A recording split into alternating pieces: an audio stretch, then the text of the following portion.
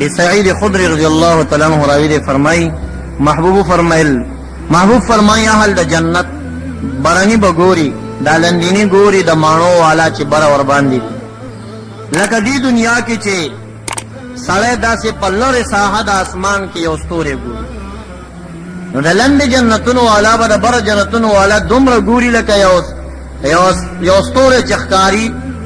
یورنا چخکاری کی دا سے رناگانی و بر گوری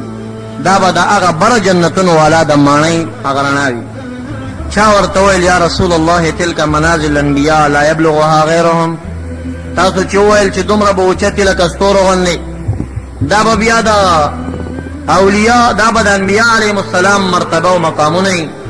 دیتا با بیا بلسوک نشی رسیدین نبی علیہ السلام تفرمائی بلا والذی نفسی بیده رجال آمنوا باللہ وصدقوا المرسلین او اغذات من قسمی چی زما روح داغا پا قدرت کی دی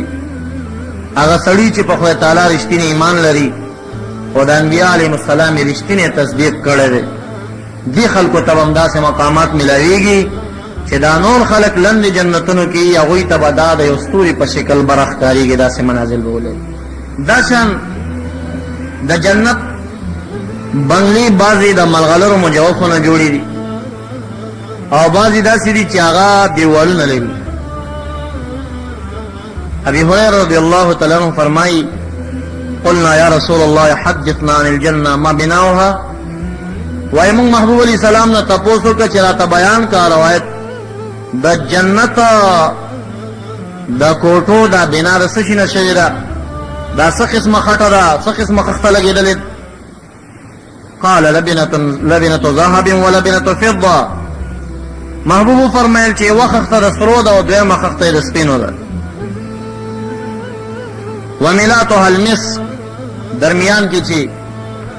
کم خلق دا سمٹا چی شگو سمٹ گڑ وڑ کی او دا پی ٹنگئی دا دی پا زیبانی با دا جنت دا سرو او دا سپینو دا خخت درمیان کی مشک پراتی دا خوشبوئی دا پار وحسباؤها اللولو والیاقوت کانی دا جنت کرت کانی دا جنت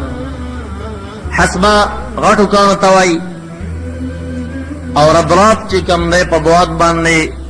وڑو کانو تا کرت کانو تویلش آغا لختے او نهرو ویلو چی پاغی کی لندی کانی پراتی دا دیر دولی و حسندار وی خور دا جنت چی کم دا زعفرانو ندا من يدخلها ينعم صوت چی وردن نشو پای نعمتونو بسروی منعم باوگر دولش ویخلد لا يموت امیشه با امری بنا لا تبل ثيابه ولا يفنى شبابه زوانی بی ختمی کی نا درد بیرش کلن بی دا خکولی زوانی دا او لا تبل ثيابه جامع بی زڑی کی نا او دا جامو دا بدلول روایت بمرستراش دا شان پا جنت کی چکمی خیمی دی یا نور معنی دی ابی موسیٰ الاشعری رضی اللہ تعالیٰ عنہ روایت کی نبی اکرم سید عالم صلی اللہ علیہ وسلم فرمائی ان للمؤمن فی الجنت لخیمتا من لؤلؤة واحد مجوفة طولها فی السماء 60 میلان دا مومن صحیح مومن دا پارا با جنت کی خیمی وی چابا دا ملغلر مجوفو نجوڑی یو ملغلر بوی دا آغی مینز بخالی شوی طولها فی السماء 60 میلان اوچتواله بی اتیا شپیتا میلوی یو میل 1200 گز جوڑی گی کلومیٹر زر گز جوڑی گی نو دا آغی اوچتواله با شپیتا میلوی دمرا مسافہ کے با اوچتوی او کتوائی چی دا دمرا اوچتوالی دا ہر جنتی قد با پا جنت کے شپیتا گزوی حدیث مبارک کرازی دا جنتیانو قد با فقط دا آدم علیہ السلام بانیوی چی شپیتا گزل و غالباً چی سور دا ہر انسان با او گزوی او یو انسان تا با طاقت دا سلو زوانان اور کولی کی پا دا جنت خوراک بم دا سلو کسانو کولیش او بس کل بم دا سلو کسانو کولیش او داشن جماع وغیرہ او دا با هم چکم دے رسول زوانان و طاقت یوی و جنتی طور کولے کی تو کی رازی په یو ټیم نزدېکت باندې کولی شي دی هلته شپه نشته خو د دې دنیا تمامه شپه چې څومره ټیم دی دومره ټیم به دی یو جنتي تېرولی شي د وجه د کثرت طاقت او د قوت او د ځوانۍ د دی د جنت چې کومې ولی دي عبدالله ابن عمر رضی الله تعالی عنه فرمایي نبی اکرم سید عالم صلی الله علیه وسلم فرمایلی دي الکوثر نهر فی الجنه حفتا من ذهب کوثر په جنت کې یو نهر د هغې ګیر چاپېره غاړې د سرو زرو دي مجراه علی الدر والیاقوت او دا اوبه چې تلي راغلي دي لندې پکې کامه په ځای باندې یاقوت او ملغلرې پرتې دي تربط اطیب من المسک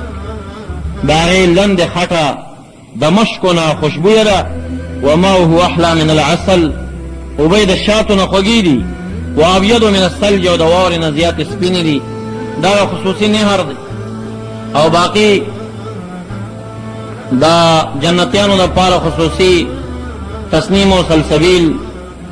رحیق مختوم وغیره چې مقرر دی هغه خاصو عبادو دپاره هسې هم شته اونې د جنت او میوې د ونو انس ابن مالک رضی الله تعالی عنہ فرمایي ان فی الجنة شجره په جنت کې داسې ونې دي یسیر الراکب فی ظلها 100 عام سل کاله سور په اس باندې د هغې د لنې مزل کولی شي لا یقطعها چې بیا به هم دا سوری قطع نه کي ان شئتم فقرؤوا که مو خوښه یې قرآن کریم کې ولولئ داسې آیت وظل ممدود وماء مسکوب سوره واقعه ده اوږده اوږده سوري دي په جنت کې او اوبه چړاو شوي دي چې د بر نه به ښایسته ښایسته ناونو کې اوبه ورباندې راځي او دا شان خوراک او څښاک د جنتیانو جابر رضی الله تعالی عنہ فرمایي نبی اکرم سید عالم صلی الله علیه وسلم فرمایلی یاکل اهل الجنة ویشربون جنت جنتیان مخوراک کوي او څښاک به کوي ولا یمتخطون ولا یتغوطون ولا یبلون خو د دوی به په پوزو کې یا به اخراج کې هم نه راځي او د پوزو مواد ګړنګ دا به هم نه راځي او دا شان غټ بول او واړه بول دا به د دوی نه وي طعامهم ذلک جشاء کریح المس دا څومره خوراک چې وکړي بس د دوی یوه سویلی به وي یوه تنفس د ساه ایستل به وي او د هغې ساه ایستو نه به د مشکو غوندې خوشبویي ځي په هغه ساه ایستو باندې چې څه خوړلي به ټول ختم شي دا مرداري او دا قصې هلته دا نشته یلهمون التسبیح والتکبیر کما یلهمون النفس بل روایت کې راځي زید ابن ارقم رضی الله تعالی عنہ راوي دي روایت د مسند احمد جاء رجل من اهل الكتاب الى النبي صلى الله عليه وسلم محبوب ته د اهل کتابو یهودو نه یو سړی راغی ورته وایي یا ابوالقاسم تزعم ان اهل الجنة یاکلون ویشربون په دا ګمان کې خلکو ته وایي داسې چې د جنت جنتیان خوراک هم کوي او بمس کی محبوب ورته وایي نعم والذي نفس محمد بيده ان احدهم ليعطى قوة 100 رجل في الاكل والشرب والجماع فاغه ذات مې قسم چې زما روح داغه په قدرت کې دی چې یو جنتی ته په خوراک او څښاک او جما کې د سلو ځوانانو طاقت ملاوي قال فإن الذي يأكل ويشرب تكون له الحاجة يهودي ورته وایي چې دا دومره خوراک کوي دا دومره وبس کې د دې به ضرورت وي وړو غټو بولو ته بیا به څه کوي وليس في الجنة اذان جنت کې خدا شته نه دي تکلیف نشته قال تكون حاجة أحدهم رشحا يفيض من جلودهم كرشح المسك فيضمر بطنه نبی علیہ السلام ورته وایي دار انسان د وجود نه به سروځي پابه د مشکو غوندې خوشبویي لري یا هغه تنفس دی او یا د خولو په ځای باندې به څه تېروځي هغې نه به هم خوشبویي د مشکو روانه وي هغه څه چې د خوړلي هغه ټول به په هغې باندې هضم شي او نور غټو بولو وړو بولو یا دې قسم ته نور شیونو ته به ضرورت نه وي د جنت جامې او د جنت زیورات یحلون من اساور من فضه جنت کې به جنتیانو ته ور پلاس کولی شي بوګان د سپینو زرو ترجمه کې چې دا زر راغې ماته نو یو طالب چیټ راولېږي دا بوګان خو سړو سره خوند نه کوي او دلته خدای تعالی هر ځای کې وایي چې جنتیانو ته به بوګان ور پلاس کړی شي نو ما هغه ته خندل مې چې ستا خوښ نه دي په زور خو یې نه در شي تماچه اصلی مسله دار چې قران کریم ډیرو ځایونو کې په عادت العرب نازل. عربو کې دغه زمانہ کې دا رواجو چې کم سړی به بادشاہ او یا به ډیر نامتو مشهور پهلوان، نو دا سره سپین دا باوګان چول او یا د سپینو زرو په هغه درویشۍ کې زنجیرونه چول یا په ټوپۍ کې سره سپین زر استعمالول، دا څه معمولی کار نه و. نو دا به باچایانو کړي، هغې به د سپینو د سرو زرو باوګانه چولي وو. باچایان به چې یو ځي ته راله، هغې به په لاسونو کې د سرو زرو کړی وي. رواج داسې و، عادت داسې و. نو دا غریبان به ورته پسخېدل چې وګوره دومره مالداره دی، مونږ ښځو ته والی د سرو نشو پیدا کولی، ده د سرو باوګانه چولي. نو اله العالمین د هغه فقراو د زړه موافق آیتونه نازل کړل چې یحلون من اساور من فضه، دوی ته به په جنت کې ور پلاس کولی شي باوګان د سپینو زرو. د چا دا شوق ور پلاس بش او دا یو زینت هم دی. اخو رواج دی چې دې علاقه کې نشته دی. اوس هم که تاسو د پاکستان فوجیان بعضې سرکرده کتلي چې د هغوی په دې درویشانو کې بعضې زنځیرونه وي، هغه زنځیرونو ته یو ډول زینت دی چې هغې خپل خوند لري. نو دا شان هغلته چې د دوی کم لباس دی، دا باوګان او دا به په هغې باندې د هغې وجود سره لوی زینت وي، دا به ښایست وي، دا ورته مقرر وي. داسې جامې دي چې هغه د بار نه به دننه اړه ښکارېږي. حدیث مبارک بار بار تیر شوی دی چې یو حور العین د جنت سپینه حوره د غټو سترګو والا، علی کل زوجة 70 حله، یا جوړې به په وجود باندې وي. یورا مخ سوقها من وراء لحومها، د غوښې او یا د پتون د هډوکې نه دننه به مغز ورکې ښکارېږي. فرش الجنه، د جنت فرشونه او قالینونه. ابي سعید الخدری رضی الله تعالی عنہ د نبی علیہ السلام نه روایت کوي په ترجمه د دې کلمه کې وفرش مرفوعه، چې هغلته اوچت کړی شوي فرشونه دي او داسې فرشونه دي. حدیث مبارک کې راځي چې کله دا جنتی وغواړي چې دې فرش ته ورخیږي، نا فرش دومره جګ دی ارتفاعها کما بین السماء والارض، دومره اوچت تخت به جنتي ته جوړ وي لکه د ځمکې نه چې اسمان ته څومره مزل دی، دومره اوچت تخت به ده ته جوړ وي. کله چې دایت نازل شه مشرکان نو بیا به د اوښان ډېر چاق شو. نو ابوجهل او بعضې نورو ظالمانو ده وویل چې نن نبي علیه السلام داسې یو آیت ووي او هغې مقصد دا و چې جهنمیانو ته به جهنم کې دوریع ورکولی شي. او خفګان مه کوئ، دوریع به خورو ښه چاق چاق به یو په جنت په جهنم کې. مسخره یې وکړه، آیت نازل شه لا یسمنو ولا یغنی من جوع، دوریع به ورکولی شي خو نه به چاغول کوي او نه به د لوږې نه مړول کوي. به داسې چې نه به څوک چاغوي او نه به څوک مړوي. نو دوی به مسخرې کوي. چې کله دا رالل چې هلته فرش مرفوعه دي، اوچت اوچت تختونه دي او د یو تخت د ځمکې اسمان عمره فاصله په درمیان کې ده، نو دوی دا مسخرې شروع کړې ښه چې دومره اوچت دي نو بیا دې ته ورخېږي څنګه. نو آیت نازل شه افلا ينظرون الى الابل كيف خلقت، هغه دا خلک نه ګوري اوښانو ته څنګه پیدا شوي دي. دا د هغې جواب وکړه اوښ کې دا کار دی، اوښ چې کله مالک ور باندې سورېږي نو اوښ ته ورسېدل ډېره غټه خبر جګ شی دی. نو دی یو لفظ ورته وایي، هغه لفظ باندې دا اوښ دا څټ ټیټوي. کله چې څټ ټیټ کړي او دا مالک پرې څټې خپه کېږي که نه، نو دا څټ هغه اوچت کړي نو پاسه کې نو را ټیټ شي او بیا اوچت شي. نو دغې اوښ ته سوچ وکړئ چې دا اوښ مالک ته را څټ ټیټوي او بیا اوچتوي په ځان یې سوری، نو د جنت تختونه هم داسې دي، هغه ډېر اوچت دي، پا به ورته را ټیټ شي او بیا به داسې ورته اوچت شي. دا د هغې په جواب کې ورته دا نازل شه فلا ینظرون الی الابل کیف خلقت. نو هغلته فرش مرفوعه داسې راځي چې لا یسمن ولا یغنی من جوع وجوه یومئذ ناعمه، او بیا وروسته ورپسې فرش مرفوعه دي او دا شان تکیهګانې ورته مقررې دي، اوږدې اوږدې فرشونه ورته شوي دي، داسې اوږده اوږده فرشونه دوی دپاره مقرر دي. حدیث مبارک کې راځي دا یو تخت مسیرة ما بینهما 500 عام، د ځمکې نه چاته پورې به اوچت وي چې په درمیان کې 500 کاله مزل فاصله ده. دا شان د جنت د بیبیانو خایس د هغې متعلق مخکې بیان شوی دی او تفصیلي په هغې باندې ذکر شوی دی. حور عین ورته ویل شوی تکې سپینې د غټو سترګو والا، دا شان کانهن الیاقوت والمرجان، گویا کې یاقوت و مرجان دی، د دې نسبت شوی دی ورته. یا دا شان فیهن خیرات حسان، خوش اخلاقه دي، ښایسته مخې دي. کانهن بید مکنون، گویا کې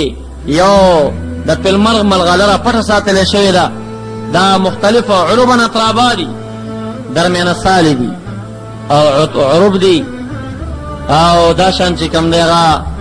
عواشق په خپلو مړونو باندې محبت کوونکي دي، د هغې سره مینې کوونکي دي. او بیا په جنت کې څه خلک دنیا کې دي چې هغوی د ښځو سندرې خوښېږي، یاره جنتي لپاره هر څه تیار دي. هغه د حورانې د جنت هغوی به یو غنا کوي چې په هغې باندې محدثین باب لګوي. الله منذري رحمت الله علیه باب لګوي فصل فی غناء الحور العین، د هغه تکو سپینو غټو سترګو والا حورانو د هغوی سندرې چې په جنت کې به څنګه سندرې وایي. حدیث مبارک حضرت علی کرم الله وجهه راوي دی، محبوب فرمایي ان فی الجنة لمجتمعا للحور العین، په جنت کې و اجتماع ده،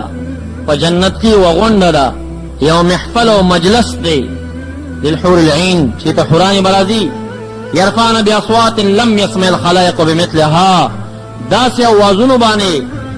غنا او سندره به وایي، سندره سین شعر چې هغه به د چا غوږونه اورېدلي نه وي، څه به وایي؟ د هغوی سندرې څه شی دي؟ یقولن نحن الخالدات فلا نبید ونحن الناعمات فلا نبنأس ونحن الراضيات فلا نسخط طوبى لمن كان لنا وكنا لها. وای چې مونږه همیشه یو، همیشه مونږه ختمي ګناه، مونږه انعاماتونه ډکي یو، نه امیده نه یو او نه مونږ دا نعمتونه ختمېږي. مونږ د مړونو نه راضي راضي خوشحاله یو، مونږ کله هم ناراضه کېږو نه. خوشحالي هغه چا لره ده کان لنا چې مونږ ته مقرر دی، وکنا لها او مونږ هغه ته مقرر یو. دا الفاظ به وایي او د دې سره د جنت د اونو پاڼې هغه به په خپلو کې یو شرنګا لري، د جنت د دروازو زنځیرونه او تالې به په خپلو کې شرنګېږي، د دې نه به د سرود آواز راځي او د حورانو دغه آواز دا به ورسره شریکېږي. نو هغه داسې څه دي چې غوږونو نه دي اورېدلي. محبوب وایي چې غوږ نه دي اورېدلي، نو بیا د دې دنیا اوازونه هغې پسې رسېدی نه شي. په جنت کې بازار هم شته دی، سوق الجنه، د جنت بازار. ترمذي روایت دی، سعید ابن مسیب رحمت الله علیه د ابو هریره رضی الله عنه شاګرد دی، دی وایي وی زه ورسره ومه، یو وخت یې کور ته تلم، وی چې مخه مې وکړه، ابو هریره رضی الله عنه ما ته وویل اسأل الله یجمع بیني وبینک فی سوق الجنه. وی زه لاړ شه خو د خدای تعالی نه دا دعا غواړم چې زما او ستا ملاقات د جنت په بازار کې وشي. سعید ابن مسیب وایي زه بیا راتاو شم، کېناستم، ما ورته وی چې وفیها سوق، په جنت کې بازار هم شته دی. ابو هریره رضی الله عنه تکیه والې ورانیغ شه کېناست، وی کېنه چې اوس درته حدیث شریف بیان کړم. قال نعم اخبرني رسول الله صلی الله علیه وسلم، او نبی علیہ السلام خبر را کړی مونږ ته چې د جنت جنتین اذا دخلوها، جنتونو ته دن نشي، نزلوا فيها بفضل اعمالهم، وافق د بهترۍ د عمل هغې ته خپله مقامونه ورکول شي. فیؤذن لهم في مقدار یوم الجمعه من ایام الدنیا، جمعې ورځ خو نشته، ورځ نشته، خو په اندازه د جمعې ورځې، یعنې اوه شوه روزه بعد چې دلته راځي، اندازه د جمعې ورځې باندې دومره فاصله ټیم چې وځي دوی ته به اجازت وشي. فیزورون الله ویبرد لهم عرشه، دوی به د خدای تعالی زیارت ته ځي او دوی خدای تعالی عرش به ورته ښکاره شي. فتوضع له منابر من نور، د نور منبرونه به ورته کېښودلی شي، منابر من لؤلؤ و منابر من یاقوت، څه به د ملغلرو وي، څه به د یاقوت وي، څه به د زبرجد وي، څه به د سرو سره سپینو زرو. ویجلس ادناهم وفین دنیء علی کتبان المسک والکافر، کمې رتبې والا به هغه وي چې هغه به د مشکو په یو غونډۍ باندې ناست، نور درجه په درجه، سره د نور په منبر، سره ملغلرو، سره زبرجدو، سره سرو سپینو، داسې سبا د مشکو په ډېرۍ ناست کې او دا لویه اجتماع به جوړوي. په دې اجتماع کې به ابو هريره سے فرمایي قلنا یا رسول الله هل نرى ربنا، ما تپوسو کې د الله رسول صلی الله علیه وسلم مونږ به رب کریم ګورو؟ قال نعم. او هل تتمارون في رؤية الشمس والقمر ليلة البدر؟ سوال لسم سپوږمۍ کې شک کوي تاسو لیدو کې؟ وینا پیدا شان خدای تعالی غ تجلی او نور دی را وګورئ. ندی کې په خپل درمیان کې بدوی سره خبرې هم کوي، یو بل ته به وایي فلانې ورځ دغه کار یادېږي دنیا کې چې دا کار مو کړو، اوږد مجلس به تېر شي. او وایي فبینما هم کذلک، موږ به داسې یو غشیتهم سحابة من فوقهم، بلنه به یو ورځ راشي فامطرت علیهم طیبا لم یجدوا مثل ریح شیئا قط، داسې یو خوشبویي به راشي پرخک دا رحمت به وشي شیبه د باران غوندې چې داسې غوږونو به داسې څنې اورېدلي او دا شان داسې خوشبویي به چې کوم نه پوزو چېرته حس کړی نه وي. بیا به خدای تعالی ورته ووایي قوموا الی ما اعددت لکم الکرامه فخذوا ما اشتهیتم، پاسېږئ ځئ اوس لاړ شئ، تاسو ته چې ما کوم عزتونه تیار کړي دي هغې نه یې راواخلئ. فناتي سوقا، ابو هريره رضی الله عنه فرمایي موږ به بیا بازار ته راشو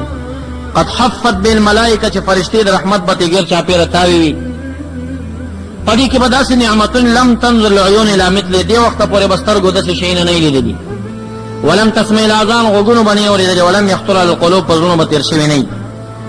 هر څه به راخلو لیس یباع فی شیء ولا یشترا، دکاندار به پکې نه وي چې ګنې سا اخیستل یا خرڅول دي، بس د هر چا به خوښوي، دکان ته به ځو چې څه خوښېږي راخلي. حدیث اوږد دی، رستو تفصیل کې راځي وي چې یو سړی به وي چې هغه به د اعلی د جنت نه راکوز شوي دی بازار، د هغه په وجود به ډېره قیمتي جوړوي. دا بل جنت والا چې د هلک کم رتبې والا دی، دا چې هغه ته وګورې او د هغه جوړې ته دنیا کې به یې پېژني، پیلو به شي سره، نو د هغه جوړې ته خپلې جوړې ته وګورې نو زړه کې به یې د خفګان اراده راشي. خو لا به خفه شوی نه وي چې څنګه ځان ته وګوري دا انسان په وجود چې کومه جوړه ده هغه به د په وجود باندې پرته وي، او بیا به داسې لاړ شي بل څه به میلاو شي. په دنیا کې د تعارف والی هغه به ډېر ښه مقام لري، هغه جوړه به دې نه اخیستی، چې وګورې ته به یې شوق راشي، او بس متصل د هغه په وجود چې کومه جوړه ده هغه به بیا د وجود ته راغلي. یعنې په جنت کې خفګان نشته دی، دې به خفه کېږي پکې نه چې ولې داسې دې سړي سره دا شی شته وما څه نشته، دا شی به نه. نو دا به په اندازه د ورځ د جمعې چې ورځ د جمعې نشته یعنې دومره ټیم بعد به دا بازار لګېږي، د خدای تعالی دیدار به کېږي. بیا دا دیدار یو لوی نعمت، کله چې دی واپس لاړ شي بیبیانې او حورانې به ورته وایي پرون چې تاسو کې څومره نورانیت نن ډېر زیات شوی، دا څه قیصه وه؟ ای ورته بیا قیصه رانیسي چې داسې دا یوه هفته به بیا په دې باندې تېرېږي، یعنې دا ټیم د یوې هفتې بیا به هغه ټیم ته راځي. خو دا درجه په درجه باندې لوی نعمت د رب کریم دیدار دی. انبیاء علیهم السلام ای به همیشه دا دیدار کوي، او صحابه کرام ورپسې، اولیاء ورپسې. خو دا هغه عام جنتیان لاقل د دې دنیا د یوې هفتې بعد به هغوی هم دیدار د خدای تعالی کوي درجه په درجه باندې. او څوک به داسې چې به همیشه ګوري الہ العالمین دیدار به کوي. دا په درمیان کې تظاهر او مراکب، یو بل ته به ځي راځي سره، یو بل سره به ملاقاتونه وي، دعوتونه به وي، په خپلو کې یو بل ته به دا سره ورکول کېږي. او د رب کریم زیارت دا یو مستقله موضوع ده، په دې الہ العالمین دی دغه د نعمتونو نه د ډک جنت مونږ او تاسو ټولو ته رانصیب کړي. او رب کریم دی اولا مونږ او تاسې د خیلاس دا مقربینو په صف کې شمار کې امین ووایي، او که د هغې قابل نه وي د رب کریم په علم و تقدیر کې هغه مقام مقرر مونږ ته نه وي،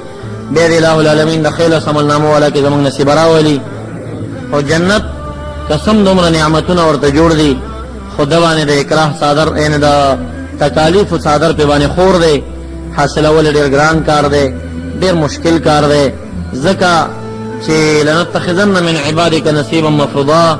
شیطان خدای تعالی ته په تاکید او قسم دا ویلو چې زه به ستا د بندګانو نه مقرره حصه خلم. حدیث مبارک کې راځي خدای تعالی ورته په زرو کې 909 نوي ورکړل چې یو به د آدم علیه السلام په دې لښکر کې جنت ته ځي، او په زرو کې به 909 نوي د شیطان سره هغه جهنم ته ځي. نو دا په سلو کې هم نه ده که نه، په زرو کې یو سړی جنت ته ځي او 909 نه به جهنم ته ځي. او جهنم هغه لویه خېټه ده چې دا لوی لښکر او فوج وروغورځوي هالند ته لاتې ډک شوي. جهنم به جواب ورکوي هل من مزید، سنور شته دی نور هم راوغورځوه، اډه کېږي نه. بهرحال نو دا جنت باندې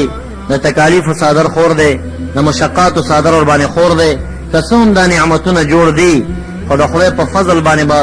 دې نعمو ته انسانان رسېږي. که زمونږ او ستاسو دا اعمال وي نو عملونه ډېر کمزوري دي، خو جنت میلاوېدل د اله العالمین په فضل باندې دي. او په جنت کې بیا رتبې چې کوم دی په عمل باندې دي. هغه اعمالو کوشش مونږ تاسې ته پکار دی. که څه هم په زرو کې 909 جهنمیان دي خو په دې زړه ته تسل ورکول پکار دی چې وروسته یاجوج ماجوج دومره ډېر دي دومره ډېر اټول کافر دي چې دا تمام دنیا کافران مسلمانان چې دي او منافقان چې دي د آدم علیه السلام نه تر روز قیامت د غوی په سرمن کې چې یو خال واخلي او یاجوج ماجوج دا ټوله سرمن واخلي نو هغوی دومره ډېر دي.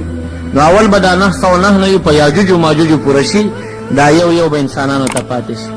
او که په دې پوره نه شول نو بیا نبي اکرم صلی الله علیه وسلم فرمایي زمانه مخکې د امتونه چې دي دا دومره ډېر کافر تیر شوي دي، هغوی کافر ډېرو مسلمانان کم وو، زما امت مسلمانان ډېر دي کافر کم دي. نو وایي هغه دومره ډېر تیر شوي دي چې لکه هغه د غوی سرمن واخلي او زما امت پکې یو خال واخلي. نو اول به په یاجوج و ماجوج پوره شي دا 909 نه وي، که هغه نه بیا به په دې مخکینو قومونو باندې به پوره شي، او که په هغې باندې نه و یو نیم چې ته پاتې شوی و نو دا وابیان د څه دپاره دي، بیا به پکې وابیان ورخوشي شي. او موږ به انشاءالله د نبي اکرم سید عالم صلی الله علیه وسلم په شفاعت باندې او د نیکانو په سفارش باندې به خدای تعالی موږ د دغې جهنم نه ساتي. الهه دې موږ وساتي. درود شریف په شوق سره ولولئ.